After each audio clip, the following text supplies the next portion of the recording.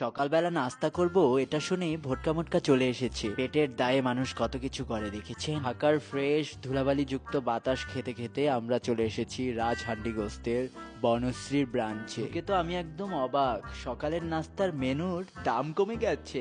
আমি কি খাবো সেটা জিজ্ঞেসও করলো না, ভোটকা মোটকা নিজের জন্য খাবার অর্ডার করে দিল। যাই হোক, এসব কথা বলে আর কি লাভ, নিজের জন্য কিছু অর্ডার করে দিল। চলে এসেছে আমার পছন্দের নেহারি। নেহারির সাথে হালকা করে একটু পরোটা, সাথে নিলাম একটু ভাজি, আর ভোটকা মোটকা নিজের জন্য কলিজা ভুনা অর্ডার করে। খাবারগুলো দেখে কি খুশি দেখেছেন, মনে হয় লটারি পেয়েছে। আমার নেহারি নিয়ে টানাটানি করায় ওর জন্য আলাদা করে আরেকটি নেহারি অর্ডার করলাম। কিন্তু একটা কথা বলবো, সকাল সকাল আমার যে মাথাটা গরম ছিল, নাস্তা করার পর একদম ঠান্ডা হয়ে গেল। কারণ এত মজার নেহারি যখন আপনার সামনে, তখন কি আপনার মাথা গরম থাকে? আমি তো খুব মজা করে খেয়েছি, কারণ প্রত্যেকটা খাবার এত মজা। খেতে খেতে তো আমরা দুজন একদম টায়ার্ড।